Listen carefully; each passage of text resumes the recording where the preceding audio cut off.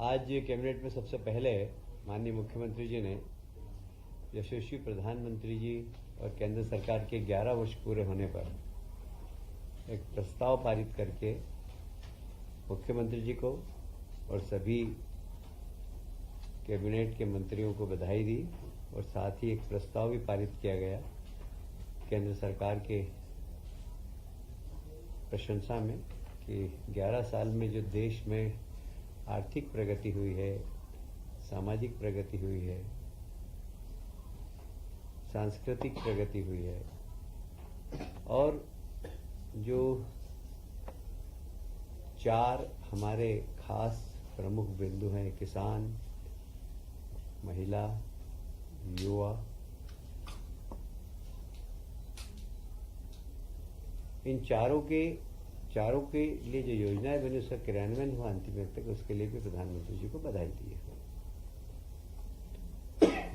माननीय राष्ट्रपति जी 19 जून को मध्य प्रदेश आ रहे हैं। आप सभी जानते हैं कि हमारे माननीय गवर्नर साहब मंगू भाई पटेल जी हमारे जितने भी ट्राइबल क्षेत्र में सिकल सेल की बीमारी है उसको लेकर माननीय मुख्यमंत्री जी और गवर्नर साहब दोनों ने बहुत प्रवास करके कैसे सिकल सेल की बीमारी से आदिवासी भाई हमारे बचे, उनका इलाज कैसे हो, इस दिशा में काफ़ी लंबे समय से काम चल रहा है। विश्व सिकल सेल दिवस पर राष्ट्रपति जी उस दिन अपना मार्गदर्शन देंगे और इस क्षेत्र में काम करने वाले सभी कार्यकर्ता, एनजीओस इनको धन्यवाद भी देंगे।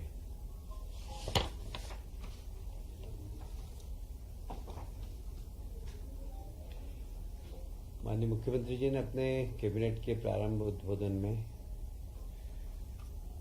स्पिरिचुअल एंड वेलनेस समिट जो उज्जैन में संपन्न हुई है उसके बारे में पूरी जानकारी दी और पूरी कैबिनेट ने तालियां बजाकर उनको बधाई भी दी है, क्योंकि उसमें काफ़ी साधु संत और केरल से काफ़ी आयुर्वेद के क्षेत्र में काम करने वाले लोग आए थे।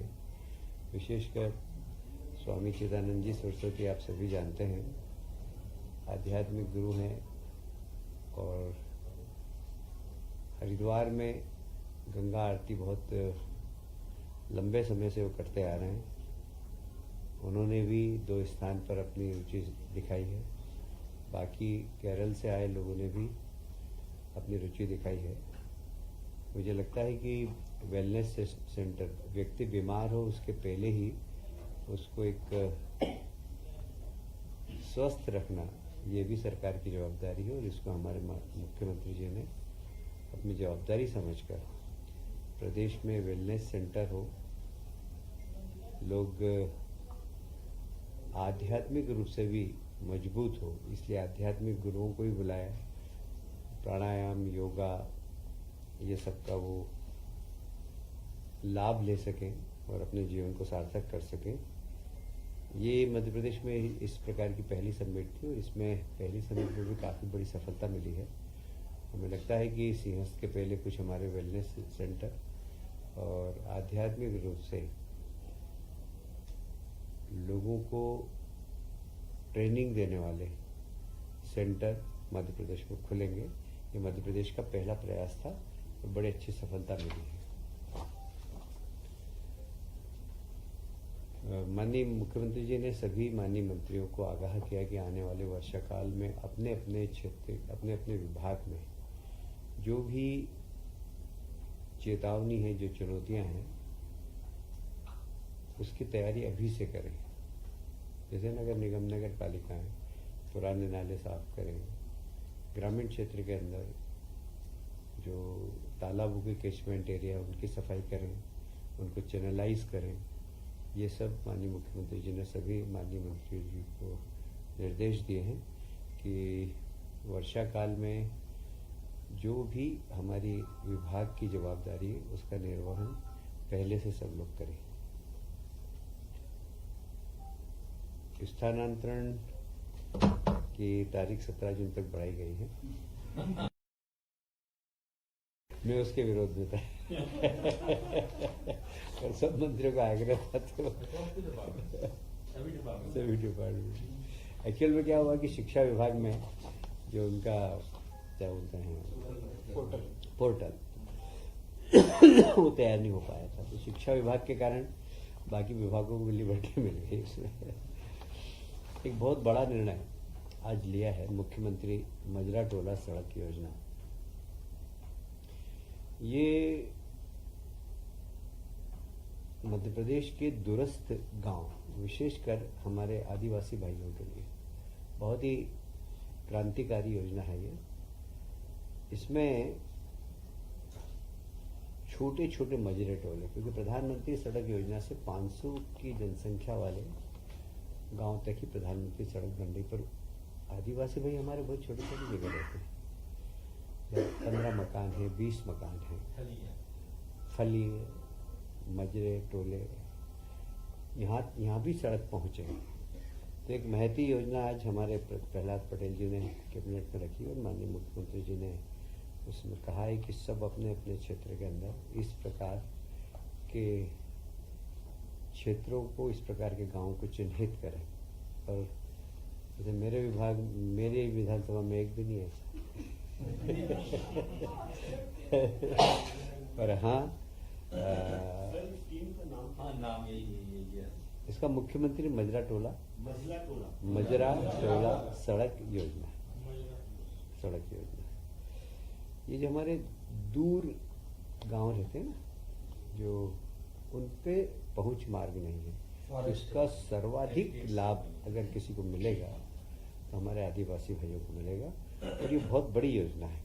इसमें ऐसा अनुमान है कि लगभग 3,900, क्योंकि हमने 30,900 किलोमीटर सड़कें बनेगी और इसमें 21,630 करोड़ की सैद्धांतिक स्वीकृति आज मिली है। इसके नाम से वही होंगे जो मुख्यमंत्री प्रधानमंत्री सड़क योजना के हैं, वही नाम से होंगे। इसमें तार रोड भी बनेगी और लेवल देखकर अगर आवश्यकता पड़ी तो वहाँ पर सीमेंट की सड़कें भी बनेगी। तो सीसी रोड भी बनेगी और तार रोड भी बनेगी। इस योजना की विशेषता ये है कि इसमें लगभग जो अभी सर्वे हमारे पास है, तो इसमें बसाहटें 20,600 है। और बसाहटों से मतलब ये है कि ऐसी बसाहट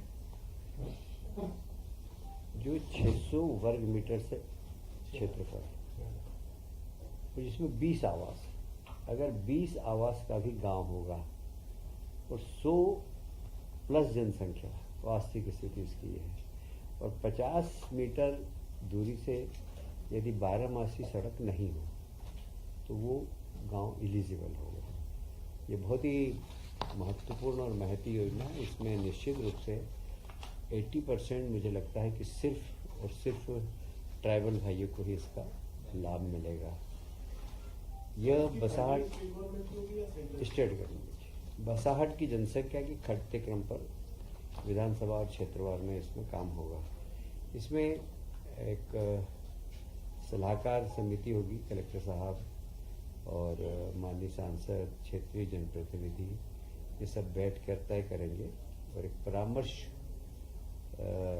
दाती समिति रहेगी हर जिले के अंदर, जो कि गाँवों की जनसंख्या के अनुरूप अपना सुझाव देगी और उसी क्रम में गांव में सड़कें बनने का काम होगा।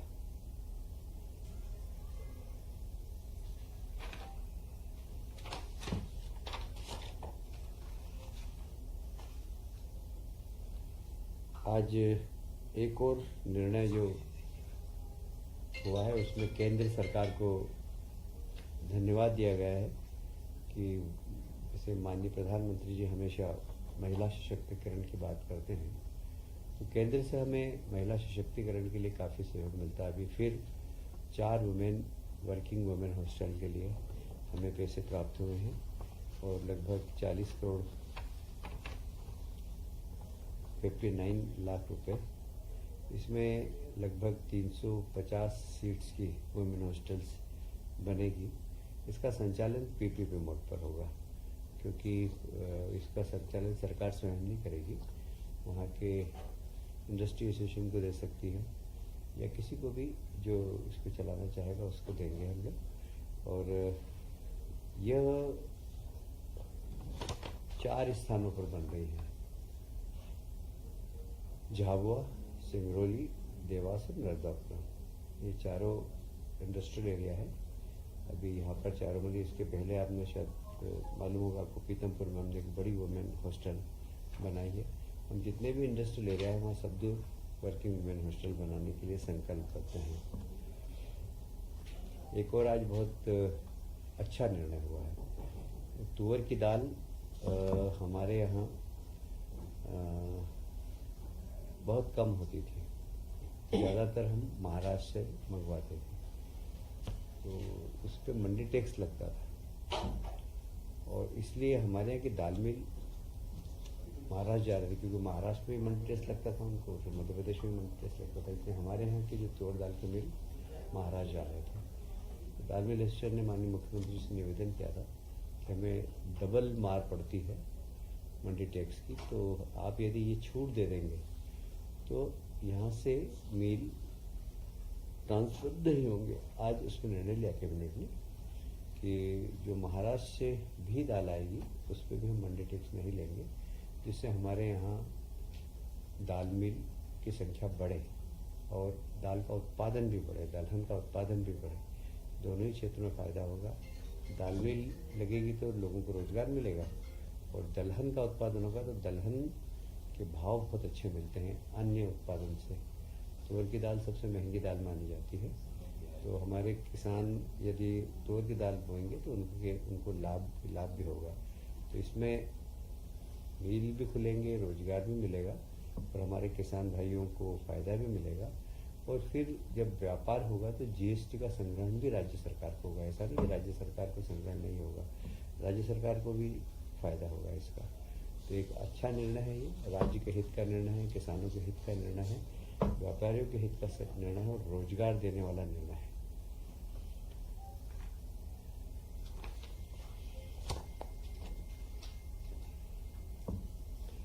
आज कैबिनेट ने एक और निर्णय लिया है, जिला विकास सलाहकार समिति, क्योंकि डेवलपमेंट ही मुख्य आधार होता है और माननीय प्रधानमंत्री जी का सपना है कि जब 100 साल देश के पूरे हों तो विकसित भारत, विकसित प्रदेश और विकसित जिले बने।